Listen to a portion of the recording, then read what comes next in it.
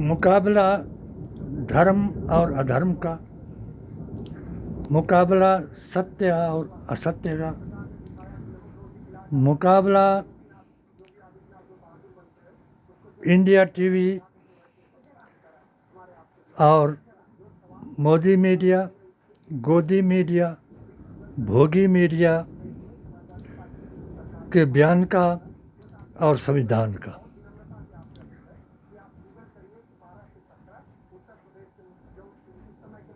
PDA के coordinator Himachal Pradesh,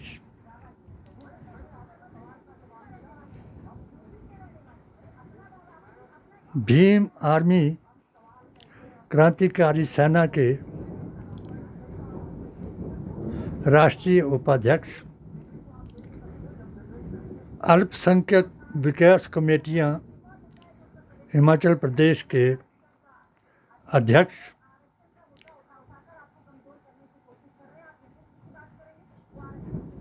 और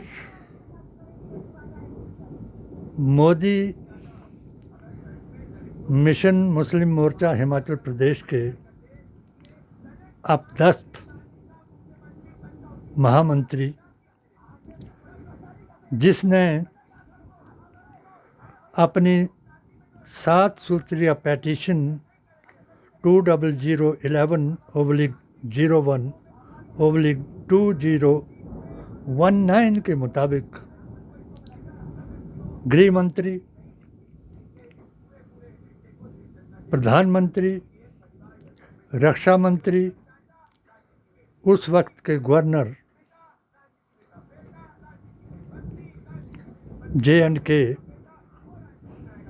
सतपाल मलिक जी को बताया कि क्या चाहता है भारत का डबल ऑप्शन मुसलमान, मगर जवाब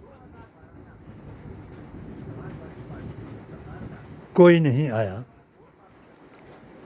मोदी जी की नफ़रत का पैगाम जरूर लाल किले से आया कि राष्ट्रभक्त एक ही पार्टी है जिसका उद्घोष आरंभ आरएसएस हिंदुत्व के नाम पर 1925 में हुआ, और उसके बारे में जिन्होंने हमारे 3 साल के कारण दिलों को जीता, सबका साथ, सबका विश्वास और सबका विकास, और हमने भी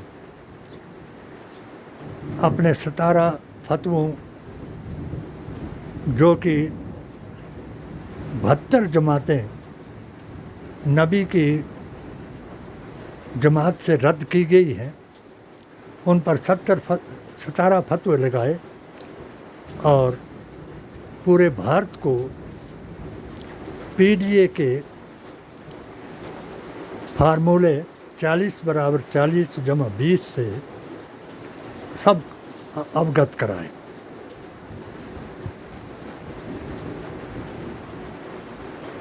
मगर अमित शाह जी ने एक ज्ञापन दिया और विजिलेंस में इसकी मेरी पिटीशन की जांच कराने का आदेश दिया। विजिलेंस की टीम आई, हर सच्चाई उन्होंने दिखाई। मंदिर, मज़ार और कम्युनिटी सेंटर जो बीजेपी के दल्ले और बातिल जमात मुसलमानों के मुल्लों ने गिराए, उस पर आरएसएस ने संज्ञान लिया और एक नोटिस दिया। उन 16 पंचायत के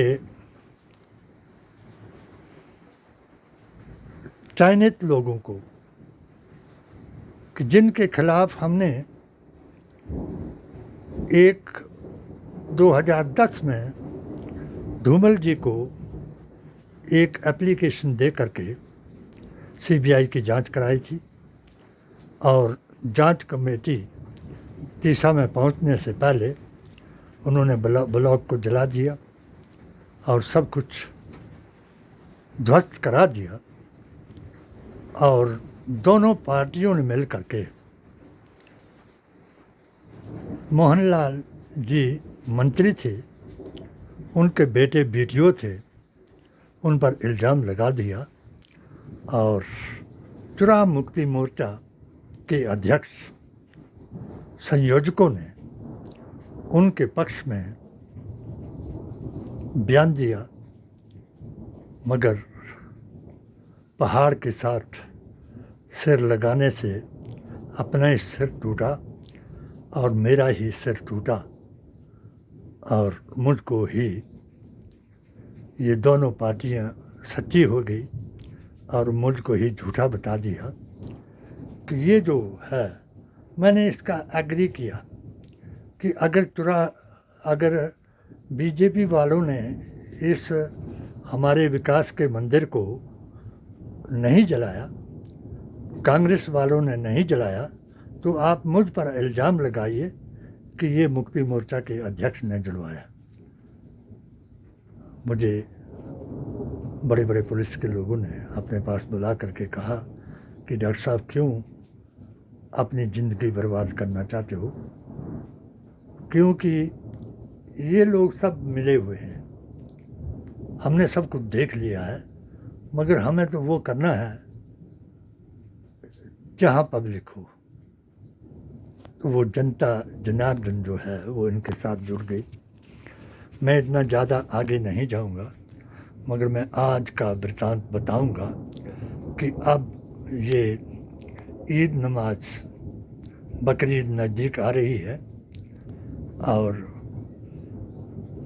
उन दल्ले और मुल्लों को दोनों पार्टियां उकसा रही हैं ताकि ये दल्ले और मुल्ले जो हैं वो ऐलान कराएं कि बकरीद में गाय की कुर्बानी ज़रूरी है, और वो दूसरे बताएं कि गाय की कुर्बानी जो करेगा वो भारत में रह नहीं सकेगा।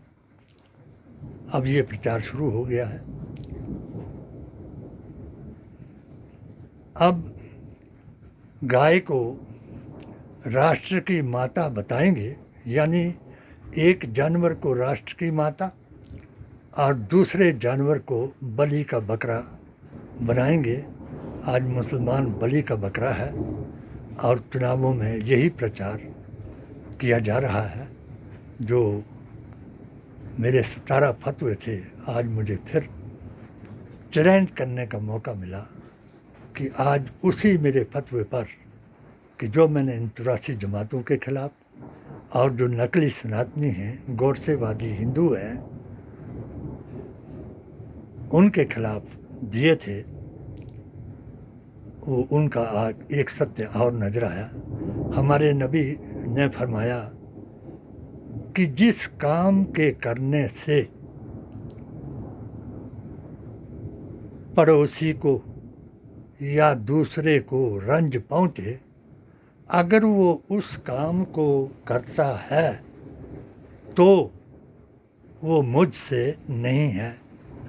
यकीन माने इस हदीस पर कि जिनकी ज़ुबान से, जिनके किसी शरई काम से और जिनके किसी दुनियावी काम से दूसरे को, पड़ोसी को नुकसान पहुँचेगा या रंज पहुँचेगा या गम पहुँचेगा, तो हमारे आका ने कहा कि वो मुझसे नहीं है।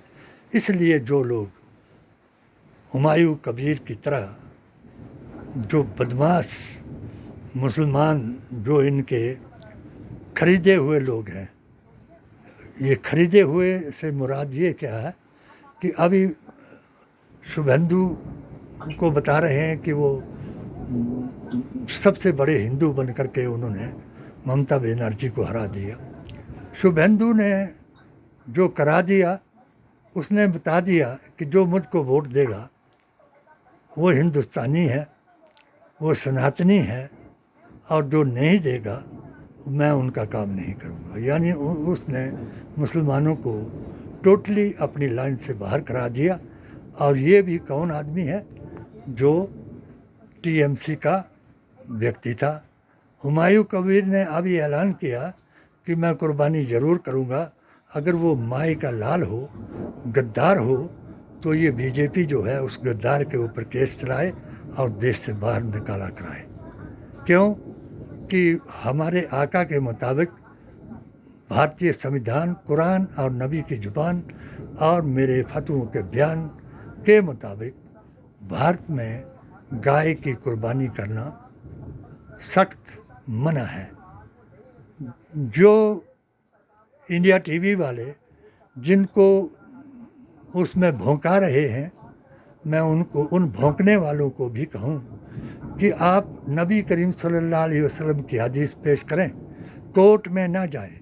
अगर हमने बाबरी मस्जिद को तफरका मस्जिद बनाया तो वो कोर्ट का ही फैसला था, जो 1947 में संविधान में आया।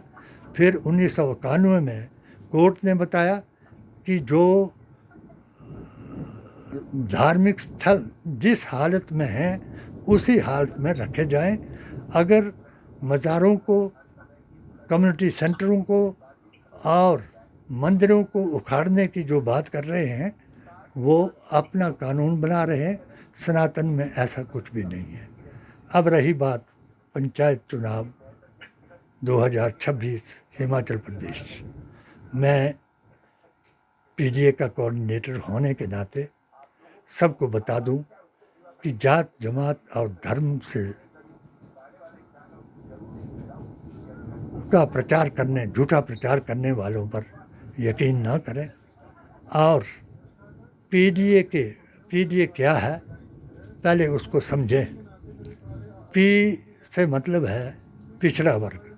पिछड़े वर्ग में वो लोग आते हैं जो हमारे राजपूत ब्राह्मण आरक्षण के कारण ऐसे पिछड़ गए कि जिनको बेचारों को अगर नौकरी में जाना चाहें तो तब उनको आरक्षण नहीं, अगर यदि प्रधान वगैरह बनना चाहें तो तब उनके साथ कोई वो खिला पिला नहीं सकते, तो उनको वोट नहीं। आज जो पति प्रधान बन करके अपनी अनपढ़ औरतों को जिन्होंने खड़ा किया हुआ है, और वो प्रधान जिनके खिलाफ हमारी 2010 से पेटिशन चल रही है कि इन्होंने चुरा को लूटा, और वही सबसे बड़ा झूठा जो आज पति प्रधान बन करके आरक्षण की वजह से। और ऐसे लोग जो थे वो आरक्षण से पीछे हो गए, और कुछ लोग जो थे सरकारी शिकंजे में आ गए हैं, तो वो भी अभी अपना प्रधान बनने के लिए दिखा रहे हैं। जिला परिषद से लेकर के चेयरमैन, प्रधान, बीडीसी मेंबर, वार्ड मेंबर, इन सब लोगों ने चुरा को लूटा है, जिसके लिए मेरी पेटिशन जारी है और मेरा निवेदन भी जारी है कि पीडीए के कैंडिडेट्स को जिताएं, और उन कैंडिडेटों को जिताएं कि जो पढ़े लिखे हों, सब कुछ जानते हों। आज मुझसे मुलाकात हुई हमारी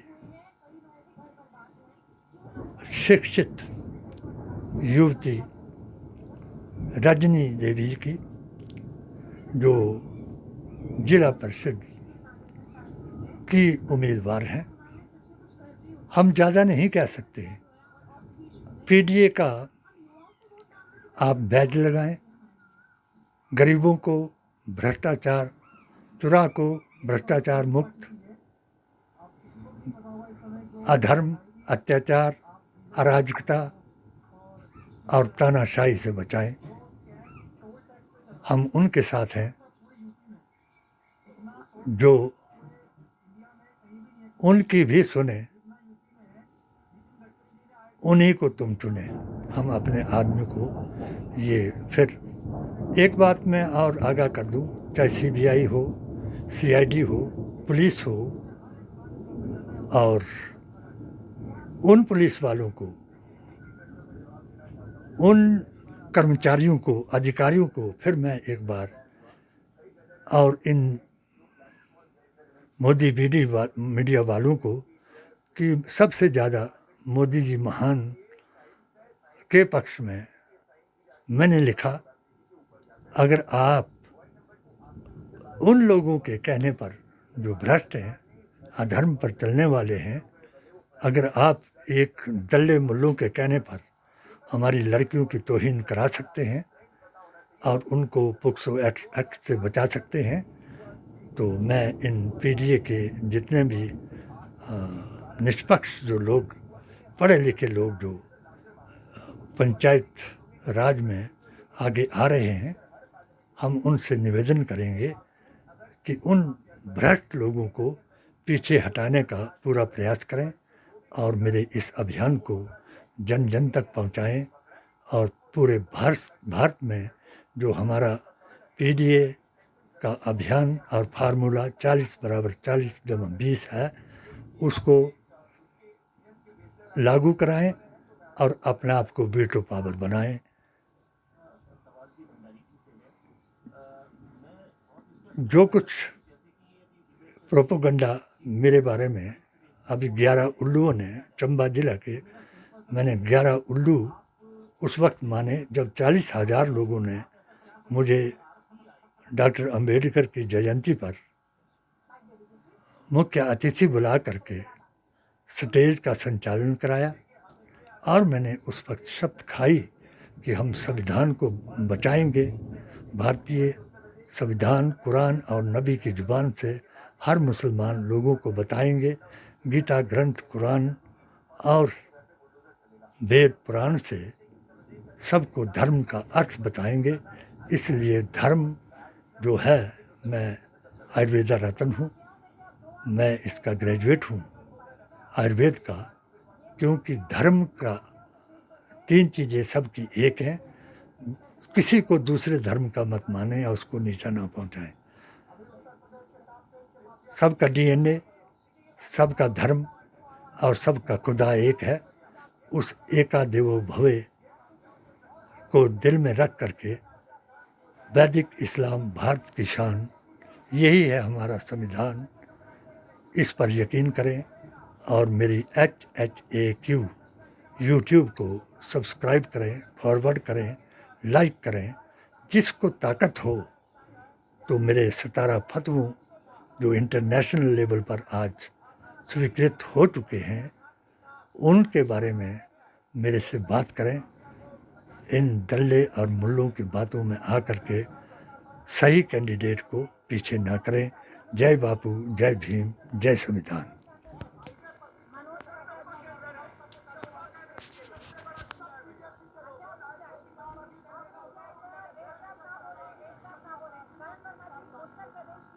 जैसा अभी शादाब जी ने एक इंटरेस्टिंग पॉइंट दिया, मनोज काका जी ने इंटरेस्टिंग पॉइंट दिया, कहाँ घूमती हुई नजर आ रही है, क्या मुद्दे बनते हैं? देखिए, आप लोग सब देखिए, सपा की कैंपेन कितनी शानदार शुरुआत है। एक राजकुमार भाटी है, उन्होंने ब्राह्मणों को क्या किया, उनके साथ जो भाषा बोली। एक मिनट, अरे मेरी बात, अरे भाई सुनने,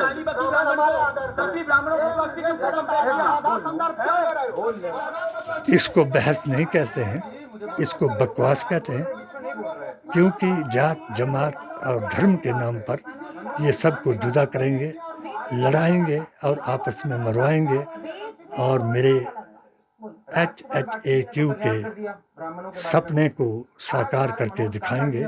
इसलिए जात, जमात और धर्म के नाम पर इनकी बातों पर ना चलें और अपने आप को सही रास्ते पर चला करके उनको चुनें जो तुम्हारी सुने। जय बापू, जय भीम, जय संविधान, जय।